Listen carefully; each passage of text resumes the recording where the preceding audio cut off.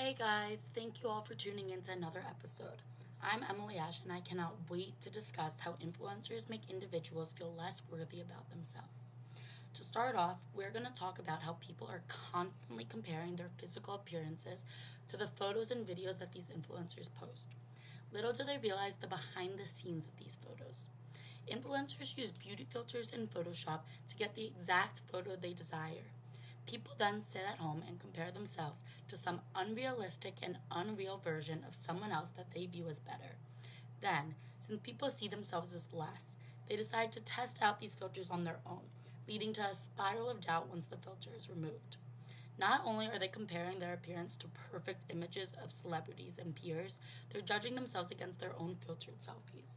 The article Filters and Mental Health specifically states how research shows that young adults who frequently use filters on social media often have increased feelings of dissatisfaction with their actual body and face. People then decide that if influencers are using and posting with filters in Photoshop, it's a good idea for them to do the same as well. They receive likes in return, which feels good and reassures in their brain that their edited photo is what they should look like, leading to even more insecurity. I too have fallen victim to deleting an Instagram post that does not receive enough likes, and I'm sure you can relate too. So, it is understandable that when people receive positive feedback, even on an edited image, one would want to repeat those actions. Aside from the fakeness of the people in the photos, influencers are only posting highlights of their lives and what they want other people to see going on. What social media doesn't show is how everyone's life is just as imperfect as her own. Nobody is picking up their phone to post on Instagram the newest photo of them hysterically crying after they broke up with their boyfriend. It doesn't show our arguments with our family members, and it definitely doesn't show your neighbor losing her job, according to social media, a highlight reel that is destroying our kids. People only post what they want to show. It's the moments that stand out or are special, such as a vacation or birthday party or a beautiful meal. But since all one is seeing is the highlights, it could lead to doubt in one's own life. People will compare their lows to the highs that they see without considering that everyone has their lows. Some of these highlight reels are even faken in order to make their personal highlight reel seem even better. One example of this is the well-known photo of Alex Earl from Drake's birthday party. This photo was one of Alex's first big photos that made covers of magazines and websites and was reposted oh so many times. Alex Earl later came out to admit in a story by Clarita Kermashouchi that when they reached the party venue, the guy that was supposed to bring them into the party started to ignore them. She and her friend were never let in. These well-known photos were taken outside the venue and shared as if she was actually in attendance, when, in reality, she never stepped inside the event.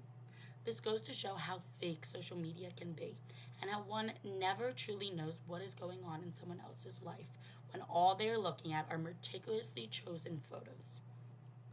Finally, influencers encourage consumers to purchase more products, of which many of the consumers fall victim in a hope to be more similar to the influencers they love. According to Digital Marketing Institute, 70% of teens trust influencers more than traditional celebrities.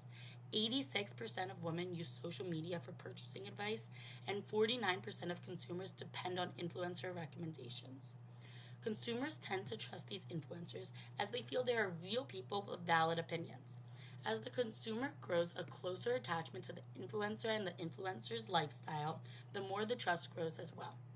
Influencers can then take advantage of this by pushing products onto these people, and consumers fall for it as they want to be like the influencer and believe what is being told to it. Bringing it back to Alex Earl, she is shown as a perfect example of this. Last year, when she was recommending and demonstrating her makeup routine, fans would instantly run to the stores in a hope to get the products that she was using. This led to every single one of these products that she suggested completely clearing off the shelves of every single store and being put on back order for weeks. Another example of this is Darcy McQueenie and her White Fox sweatsets. She constantly is posting on social media in these sweatsets, admiring them and discussing how much she adores them. She encourages her thousands of fans to go online and purchase as well. Consumers that trust her and want to have similar style to her then listen and go online to purchase these outfits. Since she has done so much advertising for White Fox and has led to many orders, White Fox later even further collaborated with her in order to create a personal Darcy McQueenie set. The problem with this is that people try to change themselves in order to purchase and fit into the products that are being recommended to them. I hope now you can see the negative effects of social media influencers and how they affect society's view of themselves. Thank you so much for listening. Please make sure to like, comment, and subscribe, and I hope to see you back next week for another episode.